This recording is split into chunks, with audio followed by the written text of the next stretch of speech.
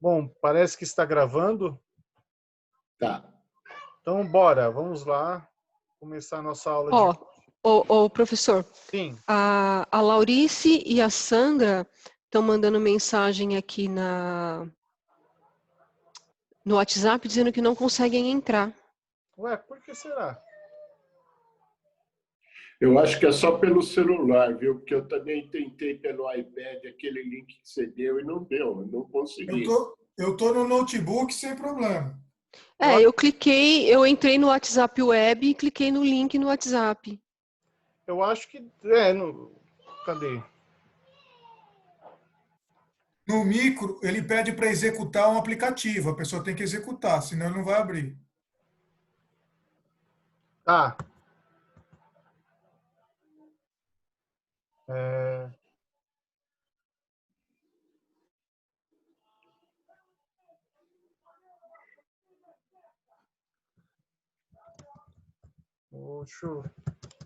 Tô falando com o pessoal lá no grupo.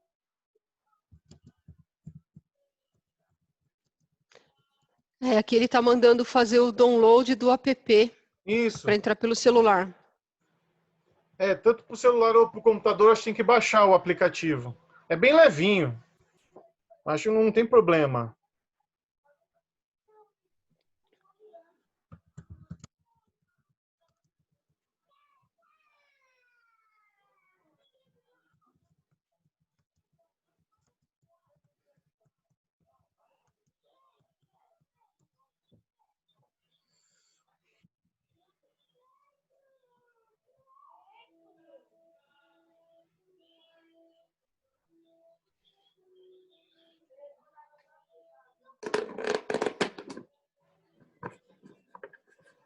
É que eu tenho a senha do negócio aqui. Espera aí. Também.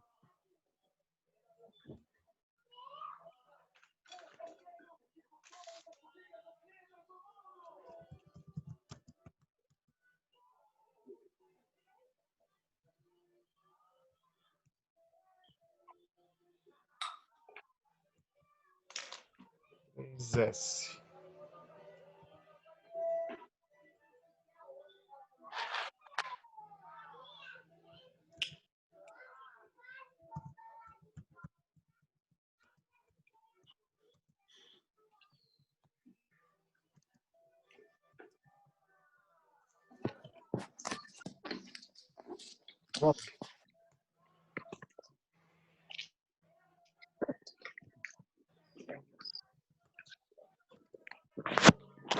Bom, vamos começar a nossa terceira aula.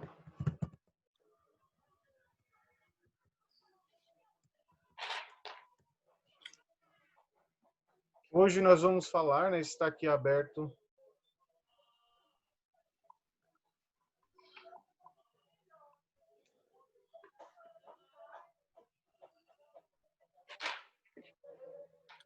Então, nós vamos começar a nossa terceira aula de ética e moral. Né? Na primeira aula, nós falamos sobre ética. Na segunda aula, falamos de pecado. E hoje nós vamos falar um pouco sobre a evolução, né? Como foi a evolução, né, da moral e da ética através dos tempos.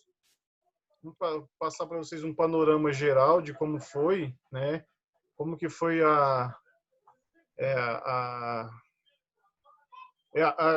como foi o passar do tempo, como foi a evolução, né, dos conceitos de moral e ética desde o início da igreja, né, até os dias de hoje, né, como isso foi tratado, como que foi falado, né. E aí a gente vai falar alguns conceitos, algumas coisas, né, e vamos ver direitinho como que ocorreu essa evolução histórica da teologia moral, né, como que a teologia moral iniciou e chegou até nós, né. Então vamos falar sobre a evolução da teologia moral na história, né?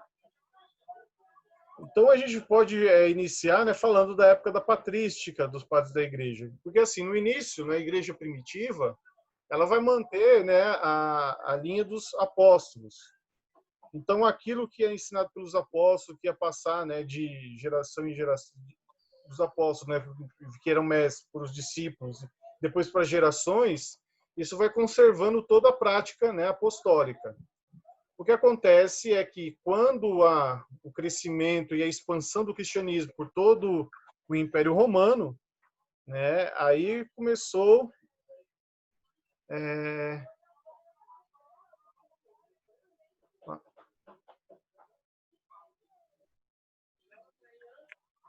aqui, o pessoal está querendo entrar. Ah, tá.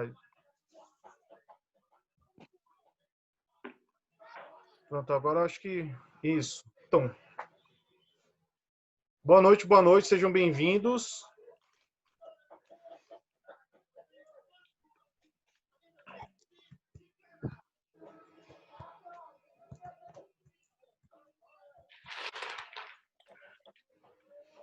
Bom, continuo. Então, a gente está falando.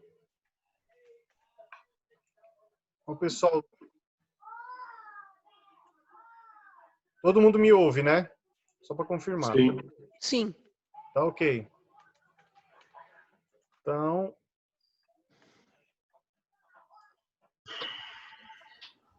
Vamos lá. Continuando aqui, falando da época da patrística. Então, estava falando da igreja primitiva, né? Ela vai ser perseguida até o século IV, né? Quando depois a igreja ela acaba deixando de ser perseguida. Nessa época, vamos ter a igreja ela escondida, vamos dizer assim. A igreja ela está muito mais discreta, né? Vivendo dentro do mundo grego, né? Dentro do mundo romano, na verdade. E nós temos então aquela preocupação, né, de preservar, né, e continuar vivendo, né, apesar de toda a perseguição, de todo os contras, né, que os cristãos encontravam. E o que acontece é que nesse período vai desenvolver, né, começa a desenvolver toda a teologia, né, do cristianismo. E vão aparecer vários padres, né, que vão desenvolver isso, né, nesse período até chegar lá até o século IX, mais ou menos. É onde nós temos o período da patrística, né, que é conhecido como os padres da igreja. Você já deve ter ouvido falar, né? Se vocês forem lá na Paulus, tem um setor só para a patrística, lá que é os livrinhos capa verde, que custam uma fortuna, né? E então assim, são os escritos, né, desses padres dessa época, que eles vão estar lá. Tem uns que vão estar na Terra Santa, né? Uns que vão estar lá em Alexandria, outros que vão estar na Europa, né? Ou na Ásia, dentro do território romano. E eles então vão, a partir, né, de estudos, vão fazer toda a parte teológica, vamos dizer assim, do cristianismo do início né, da igreja primitiva, né, e do início até chegar até mais ou menos o século IX. Oi? Alguém falou? Opa, tá, beleza. Parecia que alguém estava perguntando alguma coisa. Então, assim, são os 8 séculos de história cristã, que foi, assim, o que acontece. Nesse período foi o que mais se escreveu e mais produziu teologia dentro da patrística, né? Foi dentro dessa patrística, né? Desse período aí, foi o que mais teve criação de material, né? Principalmente depois que a igreja ela passa a ser a religião oficial do Império Romano, né? Que vai começar a surgir aí os primeiros concílios, né?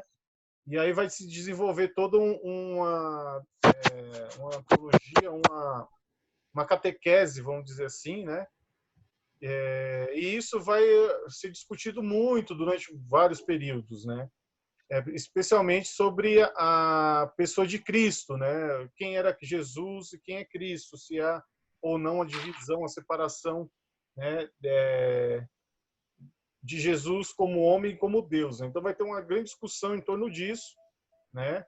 Aí nos primeiros concílios, né? O concílio de Nicéia, depois do Concílio de Constantinopla, que a gente vai definir sobre a pessoa de Cristo, né? Cristo 100% homem, 100% Deus, né? Então, nesse período a gente vai ter bastante padres, né? Muita gente assim que vai escrever sobre a teologia e em alguns pontos vai falar sobre a vida de santidade, né?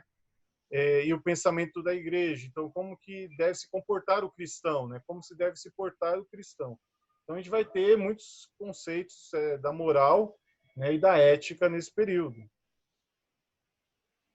Então, assim, o que a gente vai refletir aqui inicialmente, né, vamos falar sobre os padres da igreja. Então, nós temos aqui, né, a princípio, né, que fala aqui o ensinamento moral dos padres apostólicos. Por quê? Eles são um espelho mais fiel da pregação dos apóstolos, que é o período que está mais tempo próximo dos apóstolos, né, em que podemos dizer assim, o ensinamento dos apóstolos está mais fresco na memória, vamos dizer assim, né? Ela está mais próximo, então ela está mais coerente, assim, tá mais ligada, né, a esse ensinamento apostólico, porque conforme vai passando o tempo, vai se misturando os pensamentos, né? Vão ter a gente vai ver aqui alguma coisa, então vai mudar um pouco a questão, principalmente a questão da tradição judaica, né, que está muito ligada nesse primeiro momento, por ser maioria de judeus que compõem, né, os cristãos.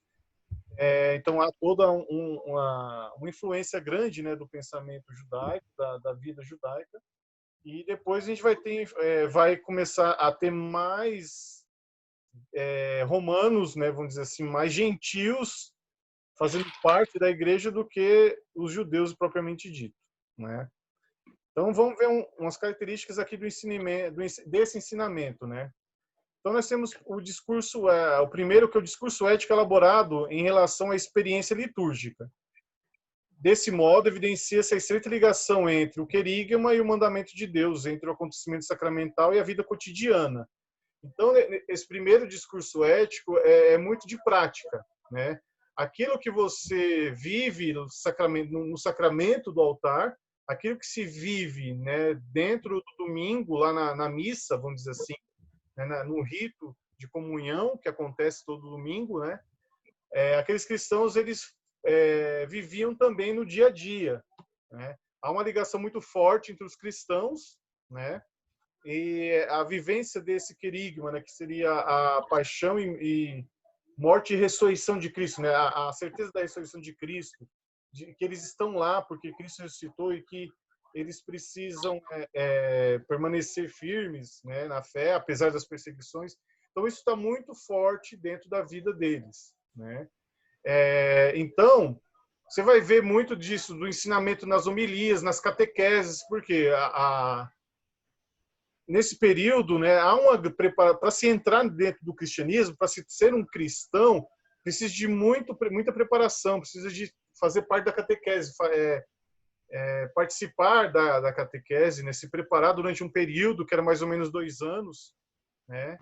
Então, esse ponto, né, que era colocado vamos dizer assim, na teoria e depois na prática, na vida do dia a dia. Então, há uma ligação muito forte com isso, né? Aquilo que é ensinado e ele é colocado em prática. E a gente vai ver muito, nessa época, muita coisa oral, né?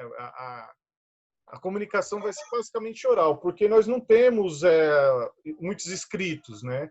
Nesse período, que falando do segundo século, do terceiro século, não tem a Bíblia formada ainda, né? Não há um cânon bíblico formado. A gente tem a Bíblia judaica, né? E vamos ter, depois nas comunidades, alguns escritos relacionados ao cristianismo, né? Vamos dizer assim, escritos esses que a gente fala da patrística, né? Então, você vai ter alguns escritos específicos para cada comunidade. Tem as cartas de Paulo, né? Vão ter os evangelhos, né? Mas cada comunidade escolhia o evangelho que queria seguir, né? E tem muita comunidade que usavam, que são livros apócrifos para nós, né? Então, tinham textos específicos para aquelas comunidades, principalmente pelo fundador da comunidade, né? E acabou deixando, né, alguma coisa escrita, mas era muito mais oral, né, a transmissão, vamos dizer assim, da ética e da moral e do conhecimento com relação a Jesus, né, e a vida de Jesus. E por isso que era algo voltado mais à prática, né? Porque era muito mais muito além da teoria, porque eles não teorizavam, né? Eles viviam na prática tudo isso, né? Porque eles tinham que viver em meio às perseguições, né? Em meio à vida complicada, agitada ali, né? Dentro do Império Romano. Então, naquela época, são as grandes linhas de doutrina dessa época, né? É o recurso à Sagrada Escritura. Como eu falei, não é a Bíblia, né? É que nem a nossa, assim, hoje. Que a Bíblia, o cânon bíblico, mesmo a formação dela, foi lá no século V, século VI, né? Começou no século V e no século VI vai fechar certinho.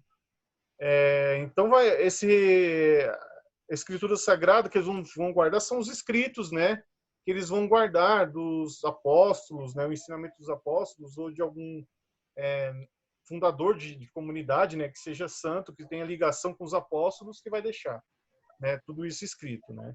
Então, esse texto escrito vai ser o código moral que eles vão ter, né? E são textos frequentes que têm um princípio de imitação a Cristo, né? Na vida cristã, em união a Cristo, né? Até chegar ao martírio. Então, vamos dizer assim, a base da ética e moral cristã é aquela, é seguir aquilo que Cristo deixou de ensinamento, que é passado, né? E aonde que é passado isso? Vai ser passado dentro da catequese e dentro da liturgia, né, de domingo. Isso vai ser passado para toda a comunidade, né? E esse ensinamento vai ser realizado na prática, vai ser praticado, né? E vai se ajustando aí conforme vai passando os tempos, né? E isso aí vai até, se for necessário, morrer por causa de Jesus, né? Por isso que a gente vai ver muito nessa época, muitos escritos falando disso, falando para se ter coragem, falando para acreditar sempre e dizendo assim, a vida não é essa, né? Na verdade, a vida é depois de passar essa vida aqui, tem uma outra vida, né? Então, esse conceito vai ser bem forte, é o que vai também, né, ser o motor, vamos dizer assim, da fé dessa igreja primitiva, né? Para a descrição dos comportamentos morais, recorrem-se aos temas bíblicos e às categorias culturais próprias do judaísmo contemporâneo, né? Então, tem o Decálogo, as antíteses do Sermão da Montanha, as bem-aventuranças, entre outros, tá? Então, o Decálogo é o primeiro, né? Que aquilo que o Decálogo, vamos dizer assim, está impregnado na vida, né? Dos cristãos. Então, todo mundo conhece os 10 mandamentos e esses 10 mandamentos está lá, né? Faz parte. Então, o principal guia, vamos dizer assim, né? Da moral e da ética, né? Principalmente da ética. E a prática moral, então, vai ser a partir disso aí, né? Desse cumprimento. Aí nós temos aqui, né? Pode-se perceber que até mesmo uma certa sistematização, pelo menos inicial, como ocorre no Pastor de Hermas, no Pseudo Barnabé e na Didaquê. O que esses são textos, né? Esse Pastor de Hermas, a Carta de Barnabé, né? E a Didaquê são escritos da época do segundo século, né? Que vão tratar da parte litúrgica, vão tratar, né, de assuntos relacionados a ser cristão, vamos dizer assim. Vocês conseguem achar isso aqui na internet, né? Carta de Barnabé, a Didaquê vende até. Você vai lá na Paulus, tem para vender. A Didaquê é uma comunidade que fica lá perto de Jerusalém, e essa Didaquê seria uma instrução, né? É um documento em que se escreve lá, principalmente a catequese, podemos dizer assim, né? As instruções com relação ao que fazer, né? Como se portar como cristão, e até como que é feita a liturgia, né? Lá, né?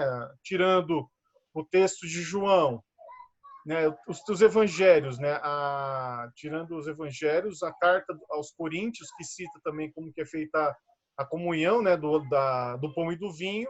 Tem também na Didaquê falando isso, como que é que faz, né? Toda a parte, né, ali da consagração do pão e do vinho, né? É tudo escrito isso aqui. Então, eu vou falar, né, o que é a sistematização? Né? A sistematização é explicar direitinho, é fazer um processo de como chegar, vamos dizer, é como subir uma escada, né? Conforme você vai andando, você vai aprendendo, você vai praticando, e aí vai subindo uma escada até chegar, né, no ponto máximo, né, lá no topo. E assim, como está muito próximo da religião judaica, né, vamos dizer assim, do pensamento judaico, nessa época, então há uma influência, vamos dizer assim, bem grande, né, no sentido dos dois caminhos, né, que é algo que a gente vê lá no Antigo Testamento. Então, no Antigo Testamento, a gente vai ver essa teologia dos dois caminhos, né?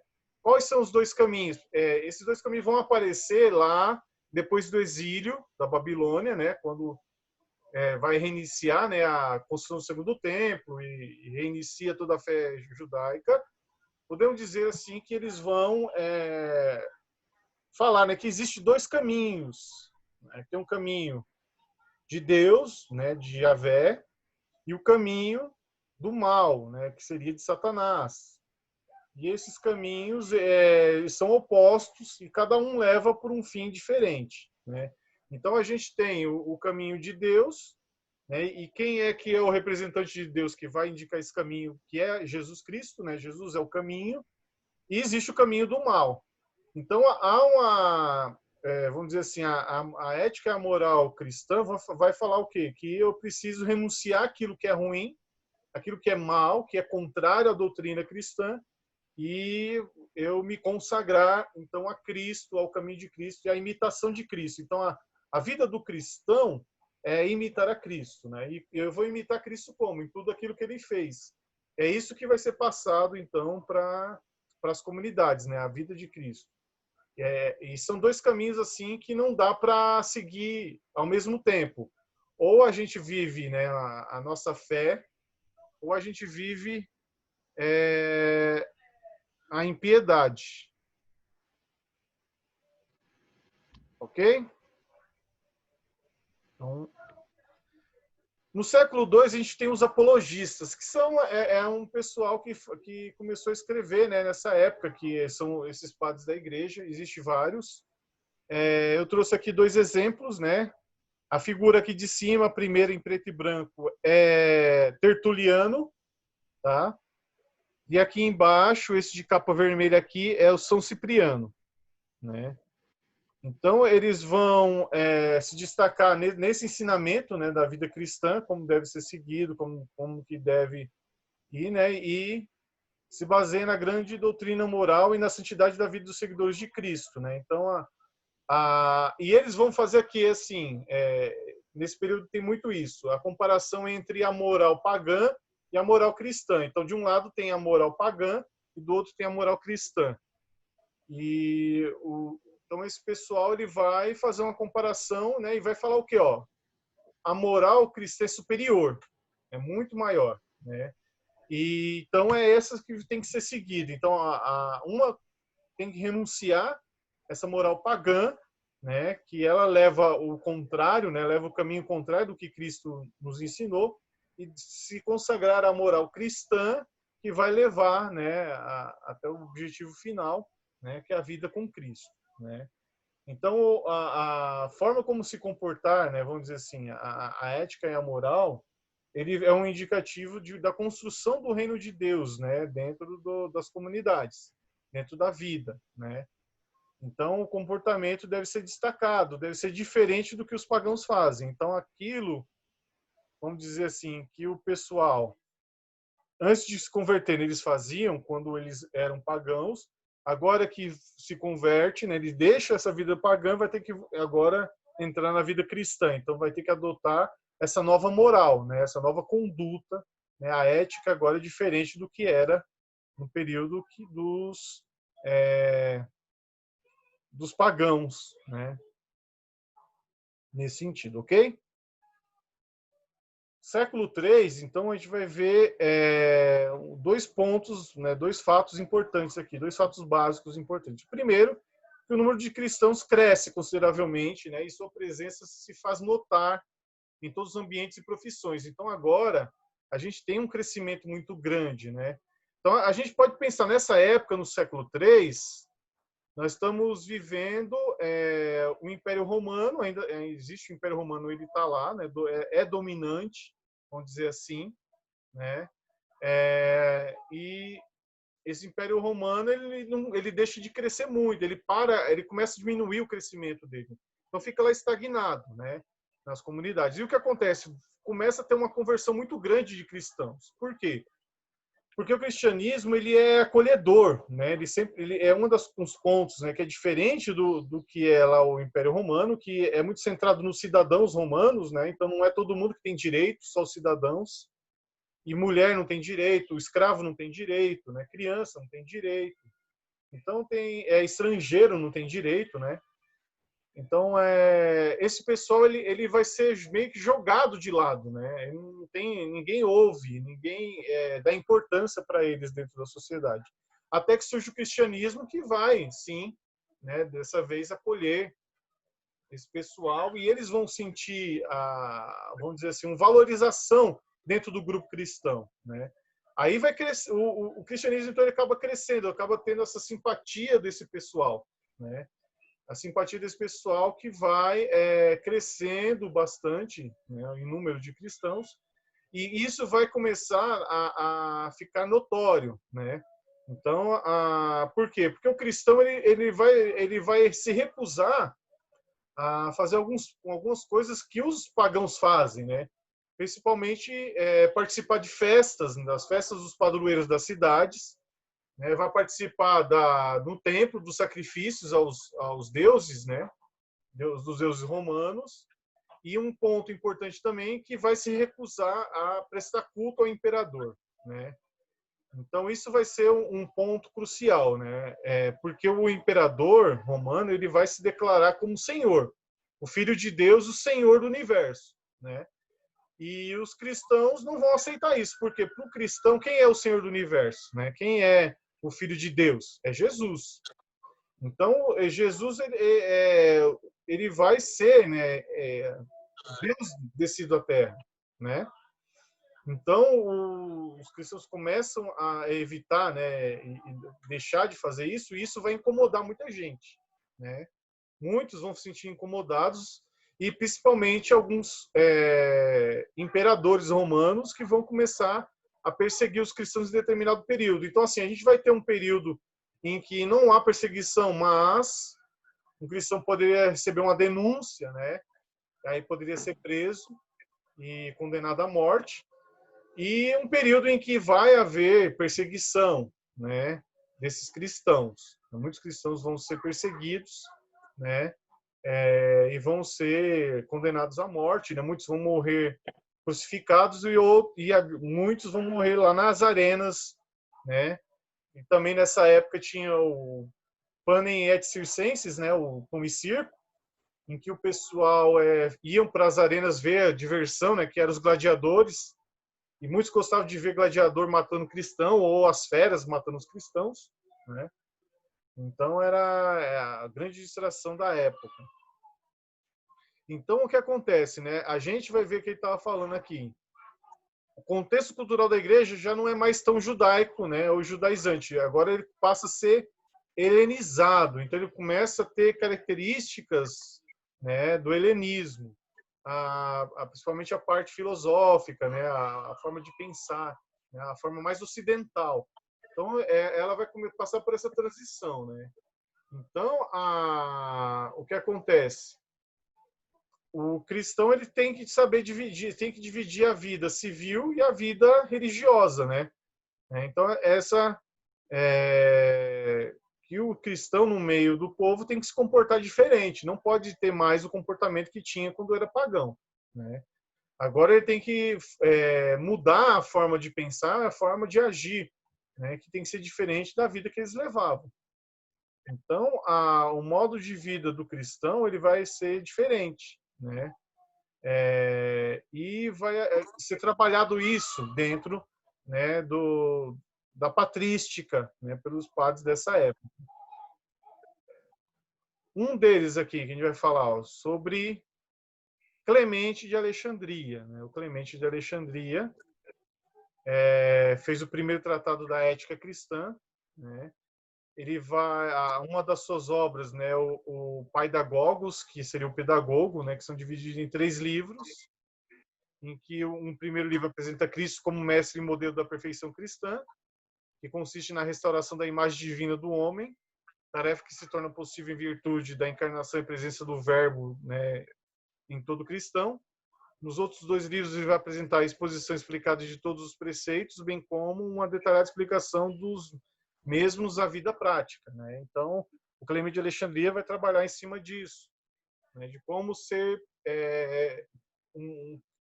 restaurar, vamos dizer assim, a divindade dentro de cada ser humano, né? Trazer Deus dentro de cada um. Então, o Clemente de Alexandria, né, aqui no ano 215, ele vai trabalhar essa temática, né, em seus 3 livros. Aí nós temos também Orígenes, né, que já está no ano de 254. Ele é discípulo do Clemente, né, que a gente viu, discípulo de Clemente de Alexandria. Ele é um homem de bastante formação, né, que é uma formação radical. E está escrito aqui, né? Ele era bem radical e bem fanático, vamos dizer assim, né? Que ele se castrou, ele autocastrou-se, né? Autocastrou-se. Então, era ainda jovem que se castrou, né? Castrou-se por interpretar o pé da letra a passagem de Mateus 19:12, né? Então, ele viu lá na passagem, nessa passagem bíblica, e achou que devia fazer isso, deveria se castrar. E se castrou, né? Mas ele foi mais prudente ao referir-se à sabedoria pagã, porque entre elas não há sabedoria que não esteja contaminada por alguma impureza. Então, para a sabedoria pagã, falou, todo pensamento pagão, tudo aquilo que vem do pagão é impuro, né? Então, ele teve a sua obra De Princípios, né, que é um verdadeiro tratado da moral.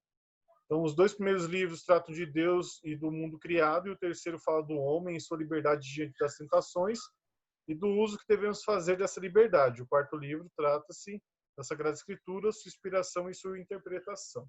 Tá? Então, o Orígenes, que é esse rapaz aqui, ó, ele era um pouco tanto quanto radical, né? E ele tratou sobre isso, né? Sobre o seu tratado da moral, né? Especialmente sobre o cristianismo, né? E pensando que nessa época o cristianismo já tinha crescido bastante e basicamente era formado só de gentios, né? Era a grande maioria. E nós temos aqui, né, o Santo Ambrósio, né? Que aqui já falando do século IV. Ele foi bispo de Milão, né?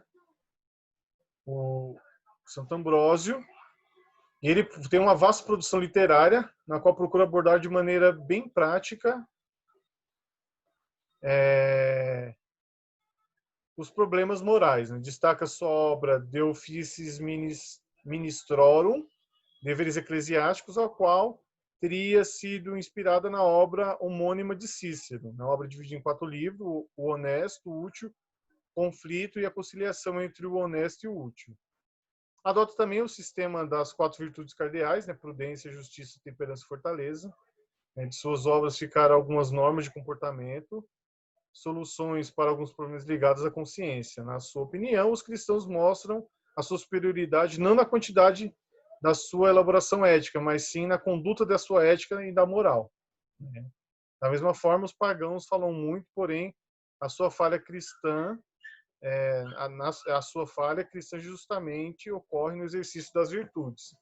Então, assim, o que diferencia um pagão do cristão é a prática das virtudes. O cristão sabe quais são as virtudes e tem que colocar em prática, né? E é essa prática que vai fazer ele melhor, né? Vai fazer ele superior. Até há um trabalho muito nisso, né? Da superioridade cristã em relação aos outros povos, comportamentos, né, aos outros povos, a outras pessoas, nesse sentido de que o cristão é superior, né, no sentido de possuir maior conhecimento, né, e ter uma vida muito mais voltada ao que Jesus viveu, e por isso, né, a vida de Jesus ela é grandiosa e transforma a pessoa grande também. E nós temos também nesse período aqui, né, Santo Agostinho, que é o mais famoso, acho, desses aqui que a gente apresentou, né, Santo Agostinho é o mais famoso, já está no século V, né? O Santo Agostinho ele tem uma história, né, bem interessante, né? Ele a princípio ele demora para se converter ao cristianismo, né? Ele não se converte logo de cara, assim, ele vai demorar um bom tempo. Ele já era bem adulto, né? Já. E a fala da história da mãe, né, de Santo Agostinho, que eu acho que é mais famosa ainda, né? Que se eu não me engano é Santa Mônica, que ela vai contar, né, na sua biografia que ela rezou durante muito tempo pela conversão do filho, né? E até que isso vai acontecer, né? Se eu não me engano, quando ele tinha cerca de 40 anos, ele se converte, né, ao cristianismo. Então ele vai viver uma vida, né, desregrada, né, bastante festeira, vamos dizer assim, né, bastante festa, bastante bagunça, ele gostava bastante disso. E Santo Agostinho ele vai então se converter e vai revolucionar de uma certa maneira. Ele vai ser um grande doutor, um dos grandes doutores da Igreja, né, um dos grandes teólogos da Igreja até hoje. Muitos dos seus trabalhos são usados até hoje, né? Muitos dos seus livros são famosos, são caros também, né? E vamos dizer assim que Santo Agostinho ele vai vir, né, a princípio do maniqueísmo. Ele traz o maniqueísmo a princípio, né? O que é o maniqueísmo, né? É uma doutrina que fala sobre a oposição do bem e do mal, né? O maniqueísmo ele tem essa doutrina que existe o bem e o mal, e o bem e o mal são opostos, e eles estão batalhando sempre, né? E o que acontece? O Santo Agostinho ele tem uma, não vou dizer formação, mas ele de certa forma, sim, ele é muito platônico, ele tem uma doutrina muito próxima de Platão, né? O filósofo Platão. O Platão ele falava sobre um dualismo, o universo dualístico, né? O dualismo universal, né, em que existe o mundo das ideias e o mundo material, né? Que o mundo das ideias era perfeito e o mundo material imperfeito.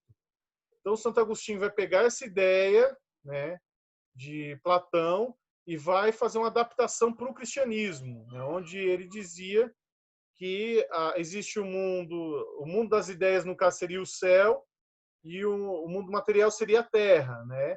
E que a terra é imperfeita e má, e que o céu é bom e perfeito, né? Então, ele vai lançar essa ideia do mundo, né, aqui. Esse mundo é um mundo imperfeito, né, e que o ser humano pertence a esse mundo imperfeito, por isso que o ser humano ele peca, por isso que o ser humano, né, ele morre, e que o mundo perfeito é o mundo das ideias, que seria, no caso, o céu, onde Deus está, né, e é eterno esse lugar, é para onde todo aquele que se dedicou, né, ao cristianismo e morre conciliado com Deus vai para lá, vai para esse lugar, né, que é o mundo perfeito. Então ele vai lançar essa ideia do dualismo, então ele vai trazer para dentro da igreja cristã o dualismo, né, que foi a princípio lá em Platão. Ele vai trazer essa ideia, né? Então ele vai trazer muitos trabalhos, ele vai fazer muita coisa, né? Então muitas expressões de sentimentos, exortações morais práticas, né? Admoestações de direção espiritual. Então ele vai ser um santo que vai escrever bastante, que vai direcionar bem, né? Então a estrutura de sua reflexão ético-teológica, o que é? Uma estrutura moral que conduz, sobretudo, a se descobrir qual é o fim que teremos a usufruir, a bem-aventurança da qual tendemos, né? Esse fim é a posse de Deus. Todas as coisas da realidade, né, do mundo devem nos ajudar a atingir o fim último de Deus. Tudo deve ser usado segundo a lei suprema e interior da caridade para com Deus e para com o próximo. Essa lei nos fora revelada na Sagrada Escritura e a sua observância só é possível com a graça de Cristo, só com ela, né? Só com a graça de Cristo. Então, Santo Agostinho, né, vai falar o quê? Que para conseguir passar por este mundo e para chegar até o céu é preciso, então, vivenciar as coisas de Deus, né? o que há no mundo é algo imperfeito que não vai dar para ser levado. E o que é levado vai ser só a alma, né? Vamos dizer assim, a alma imortal é ela que leva, e essa tem que ser ligada com Deus, né? E Deus tem que ser o ponto, o objetivo final de todos, né? Então, com Deus, né, vivendo a caridade a partir do ensinamento de Cristo, é que eu vou conseguir então chegar no fim, né, que é chegar no céu. Tudo bem, pessoal? Beleza. Alguma pergunta? Então, vamos continuar aqui. Para Santo Agostinho, o pecado consistiria na quebra dessa ordem, ou seja, de fazer com que o meio se torne o fim último. Então, para Santo Agostinho, viver a vida é viver em Cristo, buscar as coisas de Deus, né? Buscar Jesus. O fim último, vamos dizer, a finalidade do pensamento e da vida do ser humano seria chegar até Deus na eternidade, né? Então não poderia ser viver o mundo que se vive, né? Porque o mundo é imperfeito, não vai levar a nada, né? Então a ética que para Santo Agostinho é o esforço de se adequar, né, o vivido, né, pelo homem com o pensado por Deus. Então Deus ele tem um pensamento, Deus ele teve ele tem a sua forma de viver, né, que Deus deixou a partir de Jesus, e o homem tem que viver esse pensamento de Deus. Então a vida humana é se adequar a esse pensamento, se encaixar nesse pensamento de Deus. Conseguindo fazer isso, tendo essa vida, ele vai conseguir então fazer com que o fim da vida, né, seja chegar até Deus.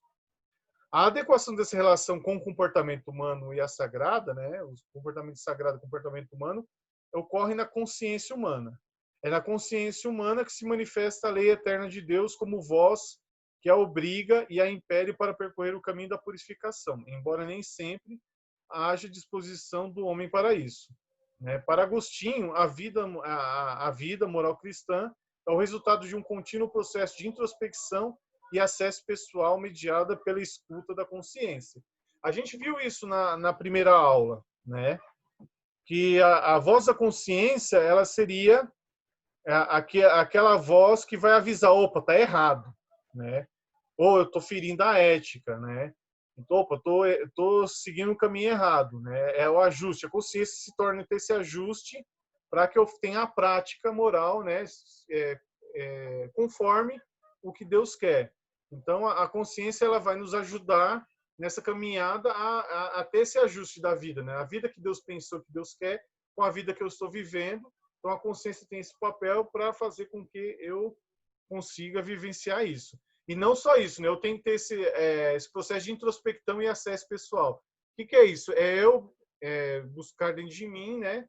A partir da oração, a partir de chegar até Deus, né? Ter essa espiritualidade. Então, eu tenho que criar uma espiritualidade, eu com Deus, para que isso, junto com a minha consciência, me faz e me orienta a seguir nos caminhos conforme Jesus deixou, Cristo deixou e nos ensinou, né?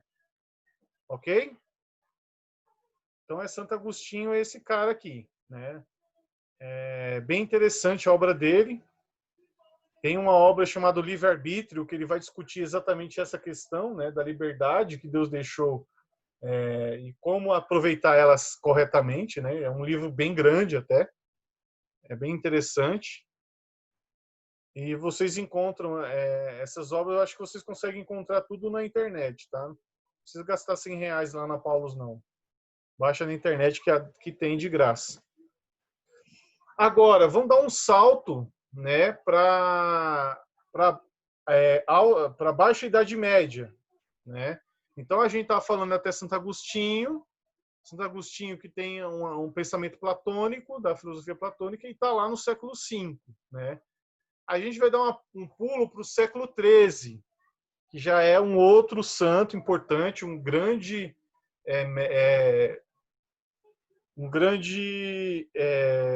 filósofo, teólogo, né, que surgiu na igreja, que é São Tomás de Aquino, né? O São Tomás de Aquino ele tem sua base filosófica, ela está baseada em Aristóteles, né? E ele vai trazer uma nova forma de pensar, né, nesse sentido da teologia moral. Tá? Para a origem e a razão da teologia moral residem na presença de Deus no homem. Né? Então, o homem, enquanto imagem de Deus, é o fim, a participação e a consciência. Com sua imagem, fica destacada de forma profunda a dimensão teológica, cristológica e antropológica da moral. O homem é um ser moral na medida em que se autocompadece, se autopossui, tendo como modelo a referência a Deus, na medida que também vai se configurando a imagem de Cristo, o caminho para o fim que é Deus. Né? Então, de uma certa maneira, continua aquela ideia, né? A ideia do quê? Eu só consigo ser um cristão correto, um cristão perfeito, como deve ser um cristão, se eu me entregar, me abrir até a Deus, né? No sentido de que eu tenho que me ligar a Deus, né? E também, pelos ensinamentos de Jesus, eu tenho que adequar isso à minha vida, e a minha vida tem que refletir tudo isso. Né? Então, assim, eu entendo, eu sei o que é a vida, como deve ser seguida, como Deus, né, como Jesus ensina, e eu tenho que adequar isso dentro da minha vida, né? E me tornando, então, a imagem de Cristo. Então, a busca, né, para São Tomás de Aquino é ser imagem de Cristo dentro do mundo, né? E nisso eu tenho, né, toda essa dimensão. Tem a dimensão, né, do ser humano quanto fiel a Deus, né, e a busca através do transcendente, da oração e tudo mais. E também eu tenho a minha figura antropológica no sentido da sociedade. Eu tenho que me relacionar dentro da sociedade, e eu preciso, então, que essa vida, né, vivida dentro de uma comunidade, dentro da vida cotidiana, ela seja próxima, ela tem que ser imagem de Cristo. Eu tenho que levar a imagem de Cristo dentro de mim, né? E a segunda categoria fundamental, né, da ética de São Tomás, né, é o fim, que é a união com Deus enquanto fonte de bem. Aventurança, né, fonte de bem-aventurança, que ajuda a conquistar o reino de Deus. É a mesma que vai valorizar as ações e a conduta moral do homem. Então, assim, a gente vai ter dentro do cristianismo, nessa época, né, o pensamento de que eu preciso ter a fé e a obra. Então, não basta só ter fé, eu preciso ter a prática, né, dessa fé, a partir das obras. Então, eu tenho que ter uma vivência, né, dentro do ensinamento cristão, né, daquilo que Jesus nos ensina. Então, eu tenho que ter um ensinamento que vai levar a conquistar o reino de Deus, né? Então, muito se trabalha isso, né, dessa ideia, né, dentro da vida cotidiana. E a gente está aqui no século XIII, então a gente está lá na época dos feudos, do feudalismo, né? Na época que a maioria está no campo, né? Tem as cidades, tem o campo, tem o senhor feudal e tudo mais, né? E a igreja participa nesse intuito aqui de ser um lugar, um refúgio, vamos dizer assim, principalmente para os camponeses que eram explorados, né, pelo senhor feudal. E nessa época não se tinha muito assim, vamos dizer assim, as pessoas elas não conseguiam ter uma ascensão, né, de vida. Se você nasceu camponês, basicamente você será camponês pro resto da vida, e provavelmente seu filho também será, né? E vai herdar até essa pedaço de terra que o pai, né, tem, que trabalha para um senhor feudal, ele vai acabar herdando, né? Então, assim, nesse caminho que você está lá, que você existe e tem, né, a vida, é nesse caminho, dessa forma que você tem que buscar ser imagem de Cristo, né? Imagem de Jesus. Então, Jesus vai ser a referência para que haja moral, né? Apesar de que muitos senhores feudais não tinham uma moral assim tão, vamos dizer assim, né, tão exemplar como deveria ser, né, na questão aqui. E, aliás, nessa época, nem muita gente da igreja também não tinha tanta, né, exemplo, vamos dizer assim, não era um bom exemplo, né? A gente vai ter isso bastante, né, nesse período aqui. Então, São Tomás basicamente trabalha nas verdades morais contidas na revelação, né, contidas na Bíblia. Ele não analisa e avalia as múltiplas atividades humanas segundo o esquema de preceitos, mas segundo o esquema das virtudes teologais, fé, esperança e caridade, e dos preceitos cardeais. Né? Então, tem o esquema das virtudes teologais e das virtudes cardeais. Prudência, justiça, temperança e fortaleza. Né? Então, nós temos aqui, né, esse esquema ressalva muito mais os valores antropológicos e as possibilidades ou potencialidades da vida segundo o Espírito. Ressalva a caridade que nos coloca em íntima união com Deus. Né? Então, ele vai ter todo esse modelo, né, que ele vai buscar a partir da revelação, né, a parte bíblica, e vai, então, traçar, né, um modelo a ser vivido pelo homem naquela época. Né? Fé, esperança, caridade, prudência, justiça, temperança e fortaleza. Né? Nessa época, é uma época, um período bem complicado, né? Aqui nós estamos falando do século XIII. Tá tendo uma mudança na Europa, né? Assim, no conceito europeu, a forma de pensar, né? As universidades, abrem-se várias universidades lá na Europa. Essas universidades, né, vão ensinar vários assuntos, né, mas esse ensinamento está concentrado na mão da igreja ainda, a igreja que detém todo o conhecimento, né, que tem toda vamos dizer assim, esse direito de transmissão do conhecimento.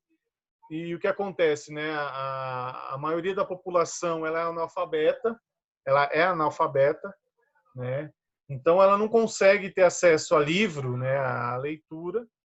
E esse pessoal ele vai crescer assim, né? Então o conhecimento ele vai ser a partir, vamos dizer assim, de pinturas, né? Por isso que vai ter nessa época, né, na Idade Média existe basicamente a pintura ela é cristã, né? Ela vai retratar passagens bíblicas ou vida de santos, né? E a partir dessa vida desses santos, esse exemplo vai ser passado e vai ser ensinado, né, como modelo, vamos dizer assim, a ser seguido. E muito do que se ensina na catequese e nas missas, né, de domingo, que é passado pelos padres, é isso que o povo vai adquirir como conceito, né, e vai adquirir isso como o modelo para ser seguido, né, aquilo que os padres vão falar, né, nessas celebrações. E nós temos um povo que, basicamente, né, que vive lá no trabalho para o senhor feudal, e esse trabalho para o senhor feudal, né, vai usar muito tempo dele, né, ele praticamente vai trabalhar sem folga, né, e a maioria do tempo que ele trabalha vai ser voltado para atender às necessidades, vamos dizer assim, do senhor feudal e também de toda a nobreza, né? Vamos dizer assim, porque a nobreza não vai trabalhar, né? Quem vai trabalhar é o camponês. Então, a gente tem esse retrato aí do homem do campo que vai, então, buscar, né, um alento, vamos dizer assim, dentro da igreja, né?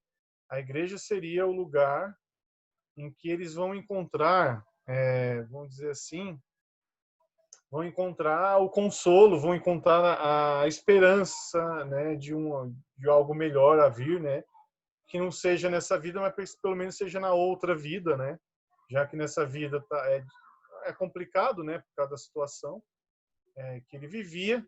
Então há essa busca, né, de um novo meio.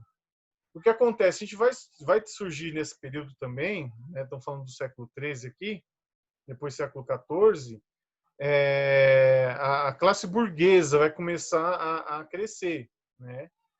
E o comércio vai se desenvolver, então isso vai começar a ter uma linha comercial grande dentro da Europa que vai até a Ásia, né? e até a África também, né? E nós estamos vivendo nessa época aqui, vivemos a época das cruzadas, né? Vocês sabem, lembram das cruzadas também. Então, nas cruzadas, pessoas que iam lá buscar a libertação da Terra Santa, né? Então, a igreja vai reunir a cruzada, vai juntar pessoas, né? Homens, para ir lutar, para libertar a Terra Santa. Então, a gente vai ter várias cruzadas nesse sentido, só que não foi só para isso, né? O que vai acontecer é que muita gente vai se aproveitar dessas cruzadas para ganhar mercado, vamos dizer assim, né? Os comerciantes. Então, os comerciantes, que são os burgueses, que estão começando a crescer, a se enriquecer por causa do comércio, está se expandindo, né? E nós vamos ter aí, então, um pessoal que está ascendendo a riqueza, né? Ascendendo a um patamar melhor, vão patrocinar nessas cruzadas, e as cruzadas vão servir também como expansão do cristianismo em todo o mundo. Então, em vários lugares, né, em que o comércio vai chegar também o cristianismo, né? O problema é que o cristianismo vai chegar em lugares em que não vai ser muito bem aceito, né? Essa ideia do cristianismo, né? Principalmente no pessoal lá da África, mas mais lá por parte da Ásia ali, né? China, Japão, o pessoal não vai receber muito bem o cristianismo, tá? Aí o que acontece? Um século depois, lá no século XIV, né? Então no século XIII, no século XIV, a gente vai ter o grande problema, né? A grande problemática que vai ser a época da guerra, da peste e da fome, né? São três cavaleiros do Apocalipse, né? Então, vamos ter a Guerra dos 100 Anos entre Inglaterra e França, né? Que vai matar muita gente na Europa, vai destruir muita lavoura, né? E o pessoal vai começar a passar fome. Em muitos lugares, né? Vai aumentar muito o preço das coisas, né? Muito o preço das mercadorias, então o pessoal começa a passar fome. Vai ter também a peste, né? A peste negra, que vai invadir a Europa, vai matar 1/3 da Europa, né? E vai ter a guerra, né? A peste e a fome por causa da peste, né? Porque vai faltar gente para trabalhar no campo. E a guerra, né? Os campos vão ser destruídos, vai acontecer a grande fome na Europa. A Europa, então, começa a estar passando por um período muito difícil, né? Muito complicado, né? Nesse meio termo aí, nesse meio tempo, né? Em que a igreja, então, ela vai, né? Com grandes dificuldades. Alguém quer perguntar alguma coisa?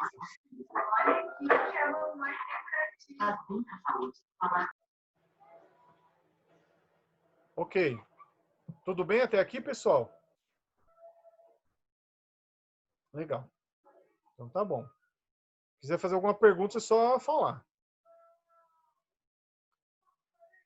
Então, o que acontece, né? O que vai acontecer, né? Antes de a gente chegar no Vaticano II, nesse período aqui, a gente vai ter, principalmente, séculos depois, a reforma e a contra-reforma. Então, a gente vai ter a reforma protestante, né? A reforma protestante que vai, vamos dizer, mudar alguns aspectos, né, da vida como cristão. Por quê?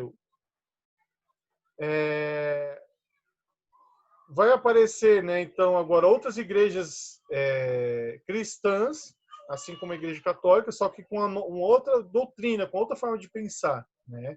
Somente depois de Calvino.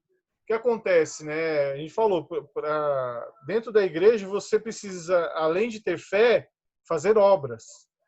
Então não basta só eu dizer que acredito, você tem que fazer obra, então tem que ter uma vida virtuosa, né? A busca de seguir da imagem de Cristo, de viver como Cristo, né? E o que acontece? Calvino ele vai chegar e vai falar, não, para você ter a salvação, basta acreditar, basta ter fé. A fé, ela vai salvar. Então, você não precisa fazer a caridade, não precisa ter uma vida virtuosa, assim. Né? Você pode... basta acreditar. Apenas acreditando que Jesus é o Senhor, que Jesus é o Cristo, Filho de Deus, tendo essa fé, você já alcança a salvação. E o que vai acontecer, né?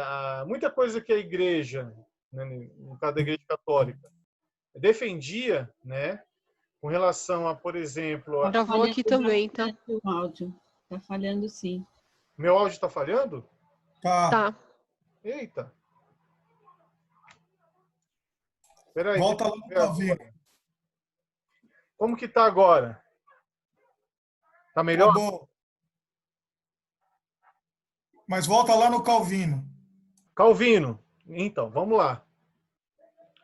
Então, Calvino, ele vai trazer essa forma de pensar, né, de que o cristianismo só basta ter a fé salva, né? E isso vai atrair muita gente, né? Principalmente porque a Igreja Católica determinava algumas coisas assim que eram muito rigorosas, como por exemplo, a Igreja ela era contra o lucro, né? Era contra a pessoa pensar em ter muito lucro, né? O que a Igreja falava? Que as pessoas, quando vendessem uma mercadoria, ela tem que ser justa ao formular um preço de uma mercadoria, né? Então, ela vai ter que pegar o que ela gastou de matéria-prima e mais um pouco para cobrir uns gastos que você poderia ter, né? E também para o seu trabalho, né? E aquilo que você se dedicou, né? O seu talento, vamos dizer assim, para exercer, para fazer algum produto. Então a igreja pregava que devia ter um preço justo e era contra o lucro, né? Especialmente o lucro financeiro, nesse sentido assim de você conseguir dinheiro através de empréstimos, né? Que você pode fazer esses empréstimos para as pessoas. Então a igreja era terminantemente contra isso. E o que acontece? Calvino traz, né, esse ponto da fé como a única coisa necessária para a salvação. Ela vai trazer também nessa questão de que não tem problema, né? Se você conseguir, né, lucro a partir do que você tem, porque ele vai pregar que a Deus, quando ele faz a pessoa, ele já determina, né, pré-determinado como a pessoa vai ser a vida dela. Então, se a pessoa ela é rica, né, e ela consegue essa riqueza a partir do trabalho ou a partir de cobrança de juros ou de venda de mercadoria com preço maior, aí Deus quis assim, entendeu? E ninguém pode fazer nada para mudar, porque é algo que está destinado, é pré-determinado por Deus, né? Então essa teoria, vamos dizer assim, Calvino, ele vai atrair muita gente, principalmente os comerciantes, né? Que vão vir a ser atraídos por isso, né? E os comerciantes vão levar então todo o dinheiro, toda a riqueza nesse ponto, né? E Fernando, nós estamos vivendo nesse período também o período do absolutismo, né? Então a criação dos estados nacionalistas e dos reinados absolutistas, que o rei ele quer concentrar o poder tudo nele, né? E em termos assim uma divisão, né, de poder. A igreja ela tem uma participação grande no poder, né, na questão do Estado. A igreja ela participa.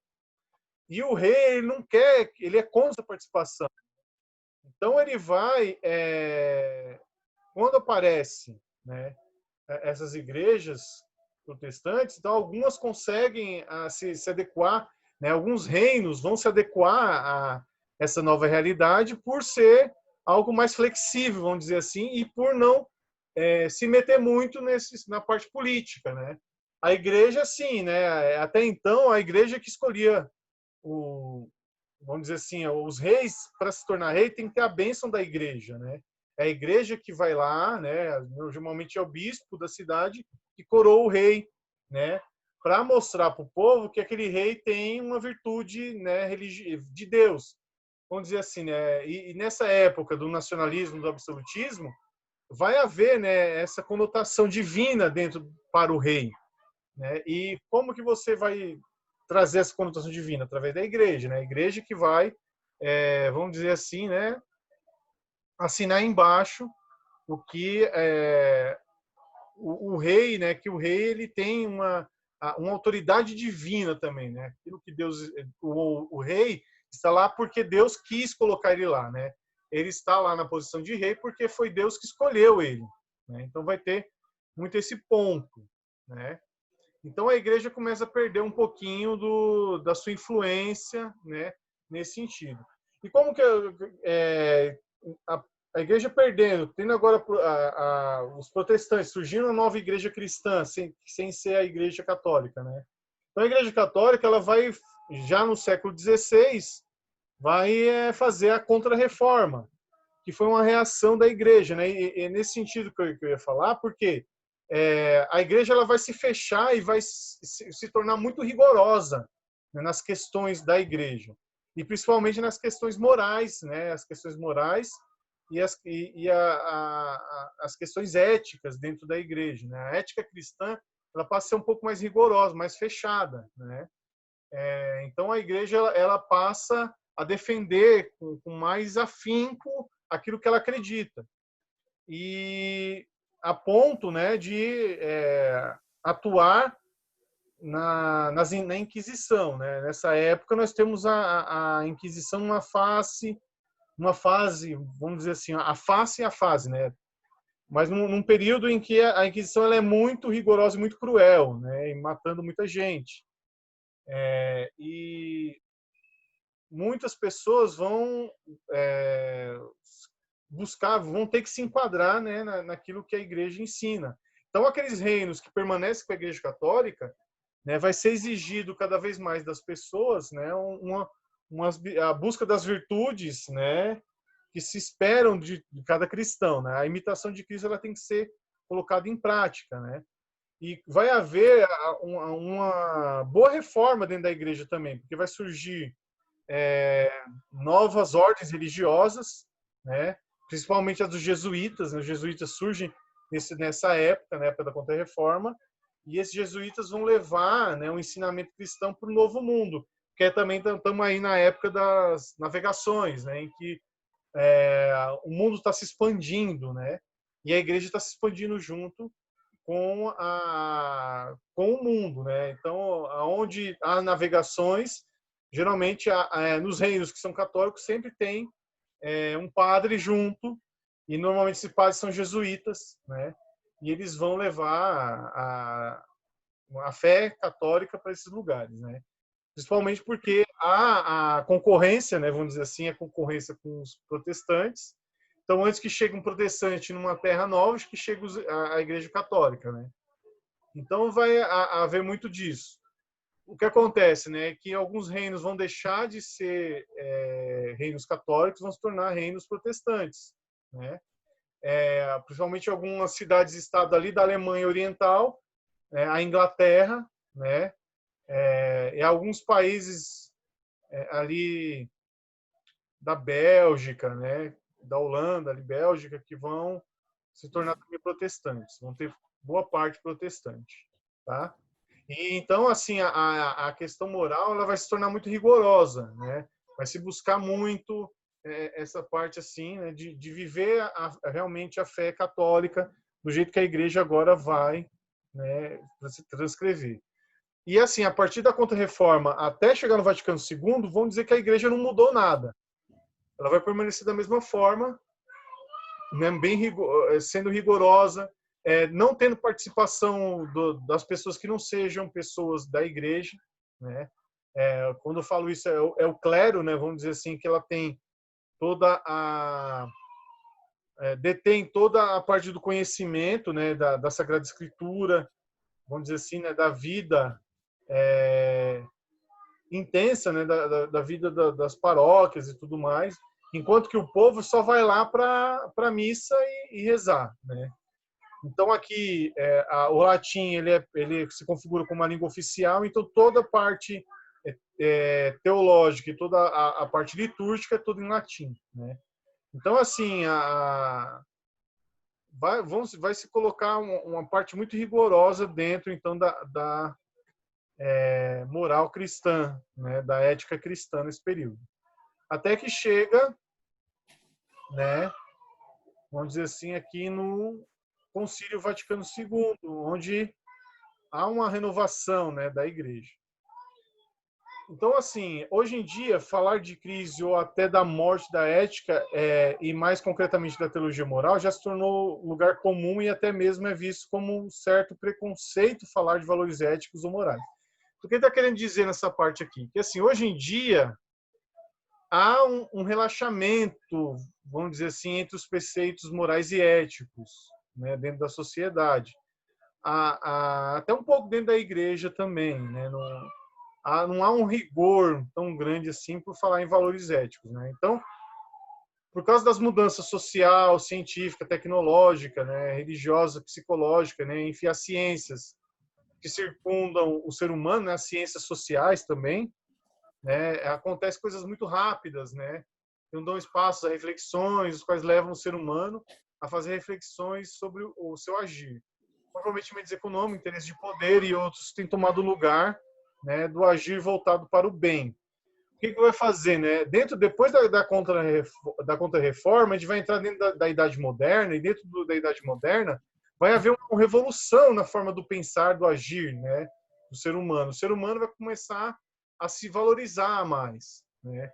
Então, aquele pensamento em que Deus é o centro das coisas e tudo gira em torno de Deus vai tomar lugar para o antropocentrismo, onde o homem agora é o centro, né? E tudo vai se girar em torno do ser humano. Então, a arte vai mudar, né? Que vai entrar o Renascimento, né? E a ciência também vai se desenvolver. O que acontece? A igreja detinha todo o conhecimento, né? Inclusive o conhecimento científico, né? Então, tudo aquilo, cientificamente falando, né, que existia, era tudo a igreja, que vamos dizer assim, né, que dizia que era verdade. Então vão surgir cientistas, vão surgir agora, né, o período, a parte de experiência, né, que vai ser experimentada as coisas. Então eu tenho condições de verificar em laboratório, né, a verdade, se é verdade ou não, e vai haver um grande crescimento, vamos dizer assim, né, desse pensamento. E isso vai crescendo conforme vai passando o tempo, né, até chegar nos dias de hoje, em que a velocidade do pensamento se tornou mais rápida, né? As comunicações se tornaram mais rápidas e há uma mudança na mentalidade das pessoas. Então, aquilo que vamos dizer que era considerado, que era uma moral mais fechada, que era algo mais rigoroso, vamos dizer, o rigor das pessoas com relação ao comportamento, né? Até o pensamento assim do que é certo, que é errado, que era algo assim mais fechado, que era algo mais preso, vamos dizer assim, né? As pessoas tinham um certo receio, né? Eram mais respeitosos, vamos dizer assim, né? A questão da ética cristã, da moral cristã, ela era mais obedecida, vamos dizer assim, né? Era mais seguida pelas pessoas. A gente vai ter, então, no lugar disso, algo que é mais solto, vamos dizer assim, né? Principalmente aqui nos anos do século XX, né? Em especial, né? Lá na década de 60, de 70, que há uma revolução grande, né?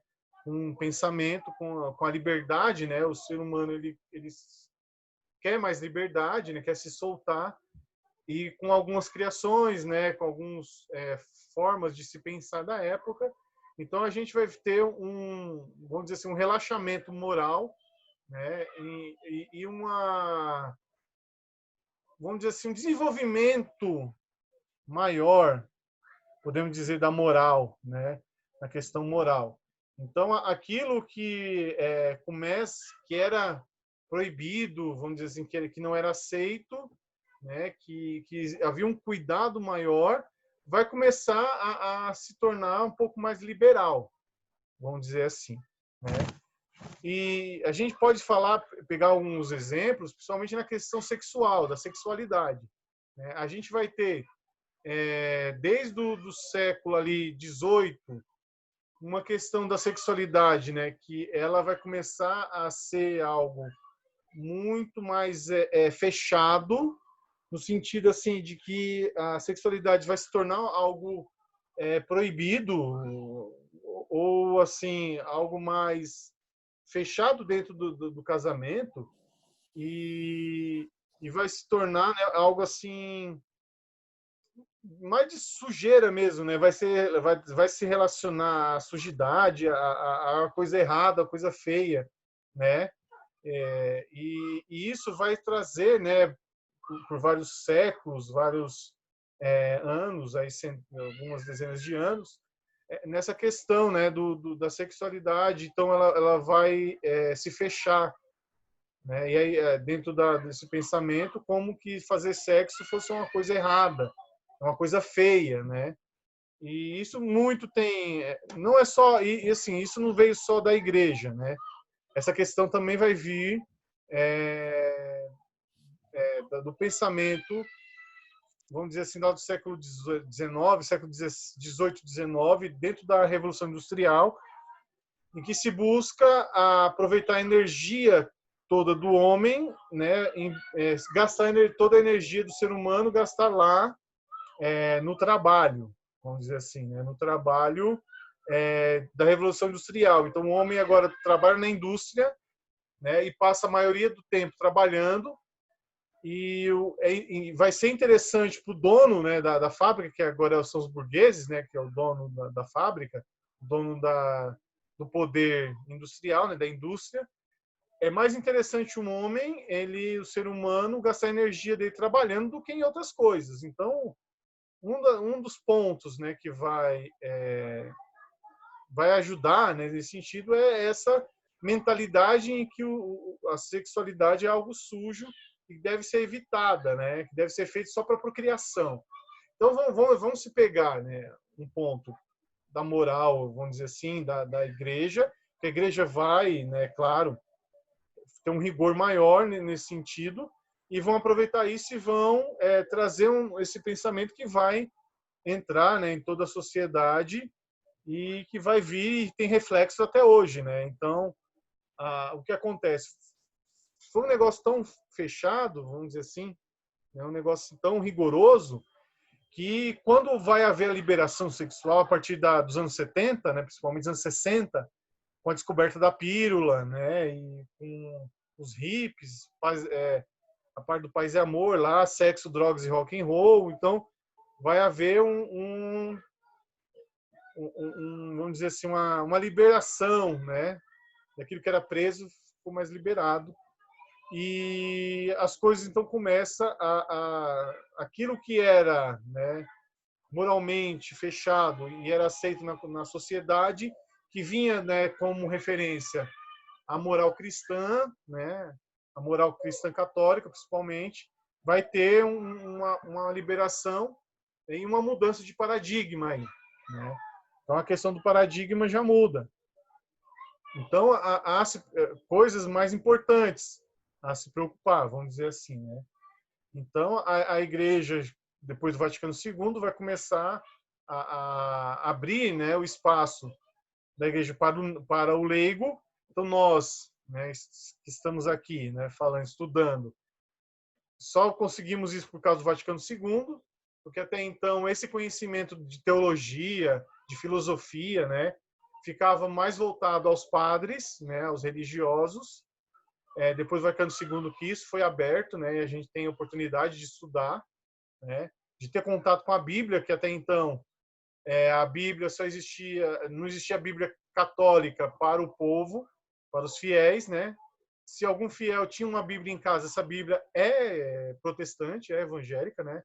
É lá do João Ferreira de Almeida, com certeza, na tradução em português, porque era essa Bíblia que estava em circulação, né?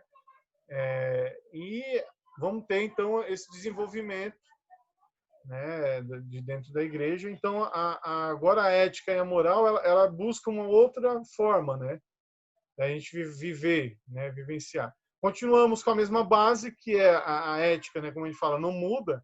Então a mesma base de ética que é baseada na ética cristã, que é o ensinamento de Jesus, né, o que está escrito na Sagrada Escritura, a forma como viver, né? Aquilo que Paulo ensina, né? Que os apóstolos ensinavam e até hoje nós temos como conhecimento. Então, é isso que vai trazer, né? Para nós o nosso compromisso de seguir, né? A gente tem, hoje em dia, um pensamento liberal, né? Que é um pensamento do liberalismo, que é algo que busca se enriquecer, né? Vamos dizer assim, através do trabalho, através da exploração, vamos dizer assim, né? De uma certa forma, a riqueza ela fica concentrada na mão de poucos, né? E isso tudo torna um pouco essa moral relativa nesse sentido, né? O cristão ele tem que se portar de uma maneira diferente e buscar, né? Então a justiça, né? No meio disso tudo que está acontecendo, né? Ok? Então, Fernando, a partir do Concílio Vaticano II é o quê? As instituições. Fernando, Oi. eu tenho uma pergunta. Com relação, na verdade, uma dúvida. As indulgências que eram cobradas, isso era referente a que século? E teve isso aí influência forte para a Reforma Protestante? Foi um dos pontos da Reforma Protestante, sim, né? Vamos dizer assim, é o que desencadeou as coisas. A venda de indulgências ela vai começar a partir do século XIII, né? Que foi uma ideia de um papa, que eu não me lembro agora o nome, mas ele teve a ideia de arrecadar dinheiro para a construção da Basílica de São Pedro, no Vaticano, né? Na Praça de São Pedro. E de que forma, né, que eu ia conseguir isso? Através da arrecadação de dinheiro do povo. E de que forma é uma maneira, né, fazer isso? Você vender indulgência. Então, indulgência é o perdão pleno dos pecados, né? Isso a igreja até hoje ela dá indulgência, né? Mas assim, a venda de indulgência ela vai se tornar uma forma assim muito terrível, vamos dizer assim, no século XV, né? No século XIV e XV, principalmente. Que a Reforma Protestante vai acontecer ali no final, né, do século XV e início do século XVI. Né? Ela vai ter o ápice da Reforma Protestante em 1521, quando o Martim Lutero é excomungado e ele vai para a Alemanha Oriental se esconder e lá ele vai escrever a Bíblia, né? Vai traduzir a Bíblia para o alemão e depois essa Bíblia do alemão vai ser distribuída e se traduz depois em outras línguas, né? Mas a Reforma Protestante foi um dos pontos importantes para ver, né? A Reforma Protestante não, a venda de indulgência, sim, foi um ponto muito importante, muito que o Martim Lutero ele vai contestar isso, né? Ele vai nas suas 95 teses, muitas delas foi em cima da venda de indulgências. A venda de indulgências é um ponto principal, mas assim, não foi só a venda de indulgências, né? Vai haver muitos interesses políticos em torno disso, né? Como eu estava falando lá, é o início das monarquias nacionalistas. E essas monarquias nacionalistas tinham interesse de deter o poder na mão do rei. O rei queria ter o poder só para ele, não queria dividir com a igreja. E tinha a nobreza, né, os nobres que vinham lá do feudalismo, né, então estava havendo o declínio do feudalismo. E a nobreza, para ela poder garantir-se, né, ainda como lá no poder, assim, um status, né, vamos dizer assim, de classe social, né, no alto, classe alta, ela queria pegar as terras da igreja, né, que a igreja tinha muitas terras, né, havia muitas terras da igreja, pertencentes à igreja, então as monarquias, a nobreza ficou muito interessada, então queria pegar essas terras da igreja, né. Aí você vai ter os burgueses, que era uma classe que estava subindo, né, uma classe agora que estava surgindo, o pessoal, principalmente a burguesia comercial, né, dos comércios, e ela estava ascendendo e queria participar do poder, né? E de que forma que poderia fazer isso? A partir, né, entrar, né, vamos dizer assim, fazer uma aliança com o rei e tudo mais. Só que uma problemática é que a igreja ela proibiu o lucro, né? E essa proibição do lucro vai fazer com que, quando surge a ideia, né, de protestar contra a igreja, de criar-se uma nova igreja cristã, ela ganha força, principalmente pelos burgueses que vão patrocinar. Então, vai ter o patrocínio. Quem que vai pagar para imprimir um monte de Bíblia, né? Quem vai patrocinar isso? São os burgueses, né? Que vão ter interesse nesse sentido. Principalmente quando vem Calvino, que Calvino vai vir em 522, né? Um tempo depois, com essa ideia que é diferente da ideia do Martim Lutero, né? Martim Lutero vai ter uma ideia muito mais alinhada com a ideia católica. A diferença é que ele queria que reformasse a Igreja Católica, no sentido de deixar de vender indulgência, de que a vida do padre teria que ser uma vida mais concentrada dentro da Igreja, né? Sem tanta participação assim do poder, que poderia se casar, os padres poderiam ter liberdade de escolher se casar ou não. Então, o que acontece, né? O Martim Lutero vai ter esse pensamento, só que Calvino vai pegar isso e vai acrescentar algumas coisas que foi o que mais se adequou ao interesse dos burgueses na época, né? E vai ter também o rei Henrique VIII, que vai romper com a igreja por causa que ele queria se casar com a prima dele, né? Queria separar da mulher, porque a mulher dele não fazia filho homem, né? Tinha 2 meninas, e ele queria um rei para poder continuar, né, o trono, o seu nome dentro do trono da Inglaterra. E como a igreja foi contrário, né, o Papa foi contrário à separação, né, do rei com a sua esposa para ele se casar com outra mulher, ele rompe com a igreja e funda a igreja anglicana, sendo ele o principal representante da igreja. Ele vai ser o chefe da igreja, vamos dizer assim em inglês agora. Então, como ele é o chefe, ele pode fazer o que quisesse. Uma das coisas que ele foi fazer, então, devolver a primeira esposa dele e se casar com a prima, né, a segunda esposa, que sim, aí ela gerou, né, a descendência que ele queria tanto, né? Então, é interessante pensar nisso, que o rompimento da igreja, assim, da formação da igreja protestante, nesse rompimento com a igreja católica, vai ser patrocinada também por interesses econômicos e políticos, não só interesses religiosos, vamos dizer assim. Vai se pegar, né? Isso já acontece muita coisa, aconteceu na história da igreja muita coisa assim, em que a igreja ela vai criar um ponto, assim, vai determinar, né, uma forma de pensar, uma doutrina, e isso vai ser depois distorcido para alcançar outros interesses, né? Foi assim nas Cruzadas, foi assim na Inquisição e foi assim também na Reforma Protestante.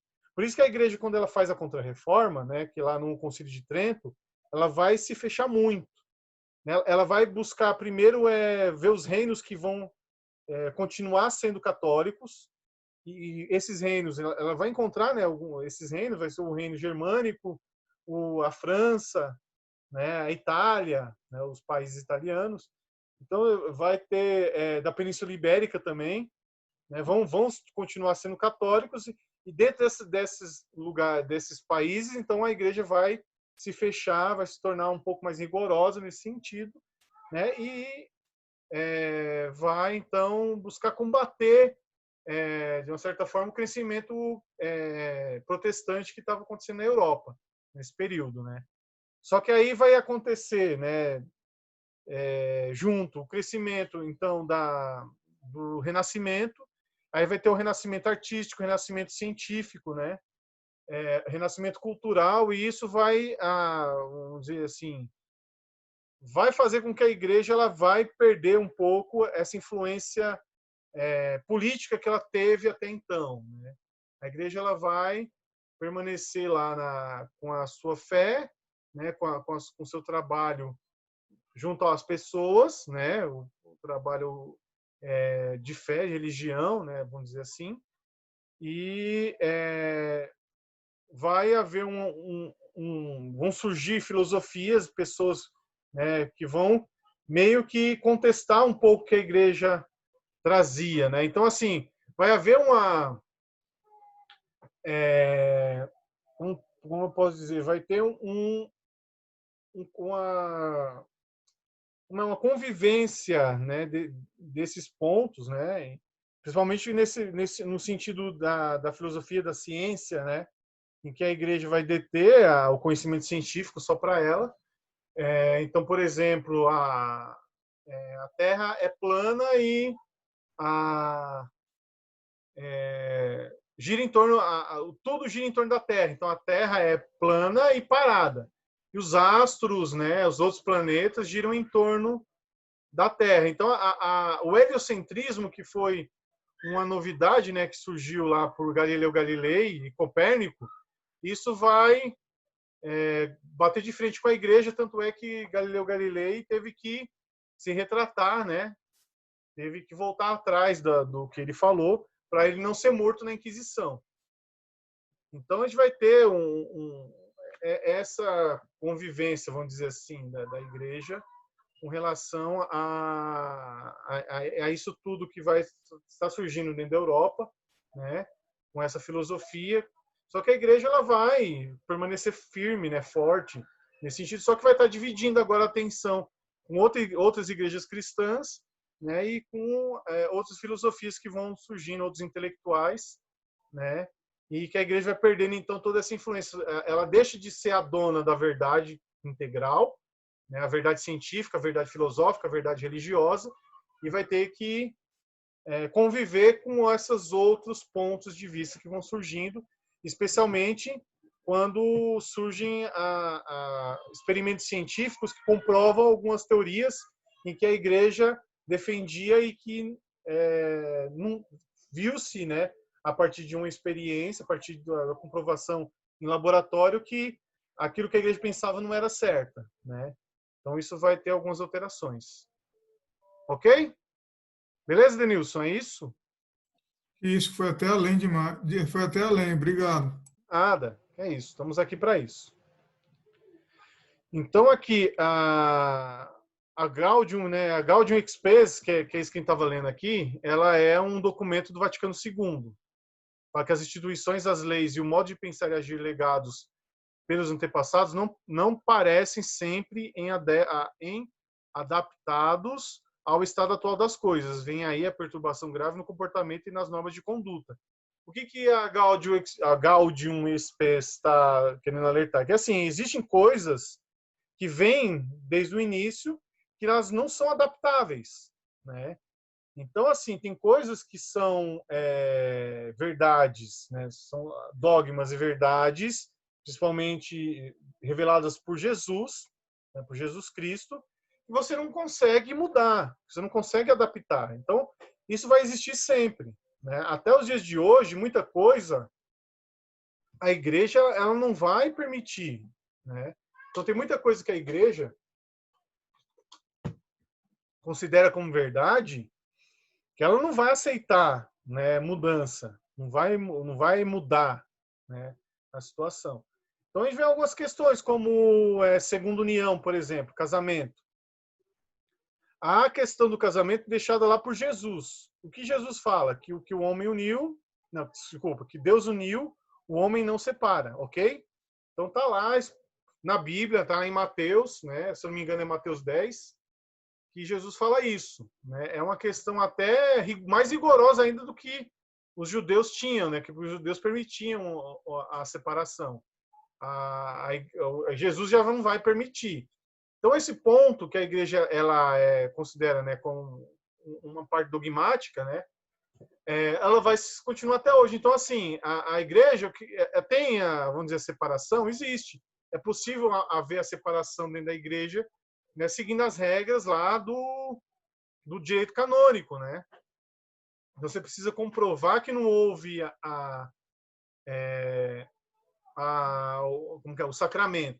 Não é que é uma separação, não é que a igreja está separando, é que se não há sacramento, não há comprovação, não houve a consagração, não houve o sacramento, então, na verdade, não há junção. Então, aquilo que Jesus fala que Deus uniu, o homem não separa, é quando há sacramento, né? Se houve o sacramento, quer dizer, se foi realmente dado o sacramento aos noivos, não há separação disso, né? Porque é dogma dito por Jesus.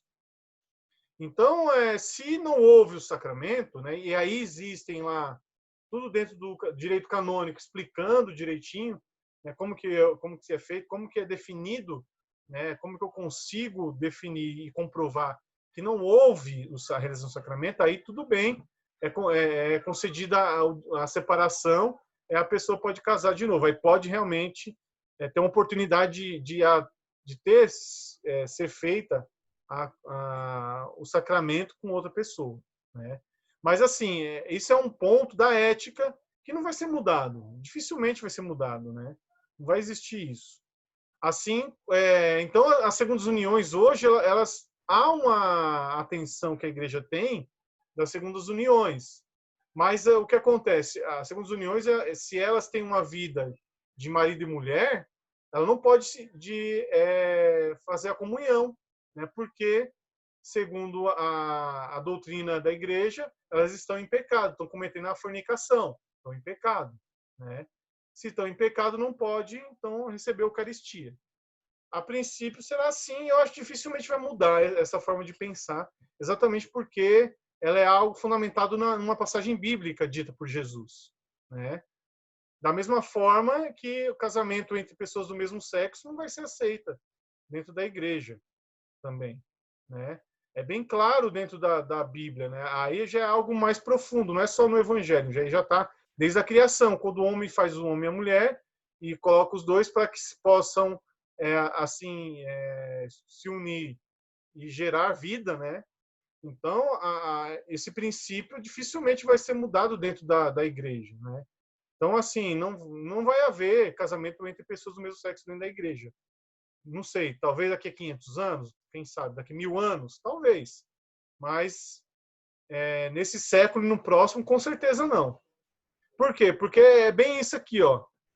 As leis e o modo de pensar e agir legados pelos antepassados não parecem sempre adaptados no estado atual das coisas. Então, nem tudo que foi falado lá no passado, né, que se traz como verdade, ela é adaptável, né? A questão aqui. Outras questões foram adaptáveis, né? Tem questões como alguns outros sacramentos, como o batismo, por exemplo, né? Que se permite algumas coisas, como, por exemplo, casamento de mãe... Casamento não, como que é? Batizado de filho de mãe solteira, né? Até uns pouco tempo atrás não se batizava um filho de mãe solteira. Hoje já pensou... Há uma forma diferente de pensar, né? É aceito. Há uma aceitabilidade nesse sentido. As igrejas, né, pegando um padrinho, tem um casal casado, né, que participa da igreja e tudo mais, é possível. Então, há a possibilidade, né? E assim, há aquele pensamento também, né? É batismo, né? O batismo, ele é algo que é acolhimento daquela criança para a comunidade, para Deus, né? Então, isso não se pode negar. Então, em certas coisas, a gente vê que a igreja trabalha nessa adaptação, mas há coisas que não dá para ser adaptado, né? Por causa que estão direcionados bem a isso, a questões que são doutrinárias, dogmáticas dentro da Sagrada Escritura. E não vai ter diferenciação. Então, aqui, ó, para o Vaticano II, né, a teologia moral deve ser sua exposição científica, né, sua exposição científica da teologia moral, deve ser nutrida com maior intensidade pela doutrina da Sagrada Escritura, deverá mostrar a excelência das vocações fiéis em Cristo, a sua obrigação de produzir frutos para o mundo. Então, um ponto importante da prática da ética e da moral é isso aqui, produzir frutos para o mundo. E que frutos são esses, né? Que frutos são esses? São os frutos para a formação do reino de Deus, né? São aquilo que é gerado a partir da vivência dentro do princípio cristão, né? Dentro do ensinamento que Jesus deixou. Aquilo que Jesus ensina, né? E essa vivência vai, como consequência, gerará frutos. E são esses frutos que o mundo precisa receber, né? O cristão ser sal para o mundo, né? Ser luz para o mundo. Isso tudo são decorrência da prática e da vivência dentro da ética cristã, né? E da moral. Ok? Alguma dúvida? Da minha parte, não. Alguém mais? Para mim tá bom. Ok? Se está tudo bem, então. Se está bom para todos. Isso que eu queria deixar principalmente para vocês hoje, né? Nessa questão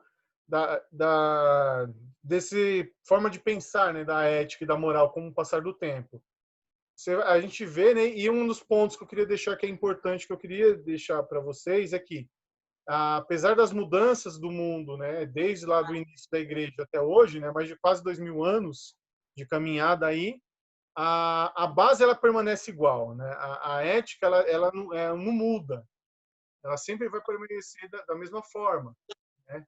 Há questões que são adaptáveis, ok, dá para se adaptar, mas questões éticas, né? A ética que é imutável, né? Questões que são base da doutrina, que são dogmas, ela não muda, não se altera, né?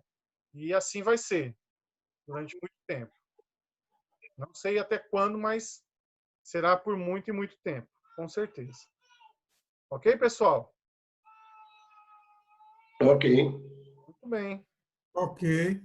Tá jóia, então. Então, a aula que vem, vamos ter a última aula, né? Nós vamos falar sobre bioética, é um assunto interessante. Vamos discutir algumas coisas nesse sentido. E então que possamos estar na próxima semana aqui novamente. Espero que na sala de aula do Edson lá, que é um pouco melhor, né? Que é mais acessível, mais fácil. Mas o que eu queria deixar é que a gente possa, então, no nosso coração, que Deus ele possa nos tocar, no sentido de a gente buscar isso, ser o reflexo de Cristo no mundo, né? Nós precisamos refletir Jesus.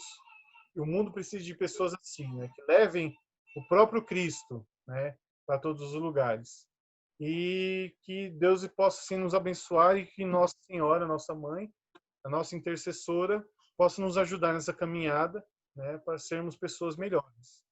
Rezamos Ave Maria, cheia de graça, o Senhor é convosco, bendita sois vós das mulheres, bendito é o Senhor, fruto do vosso ventre, bendito sois entre as mulheres, e o fruto do vosso ventre, Jesus. rogai por nós, os pecadores, Santa Maria, Mãe de nós pecadores, agora e na hora de nossa morte. Amém. Em nome do Pai, do Filho e do Espírito Santo. morte. Tudo bem, pessoal? Amém. Muito obrigado. Muito obrigado pela aula de hoje. Foi muito legal. Espero que tenha contribuído e ajudado. Obrigado, Fernando. Até a aula que vem. Até semana que vem na última aula, ok? Boa noite para você.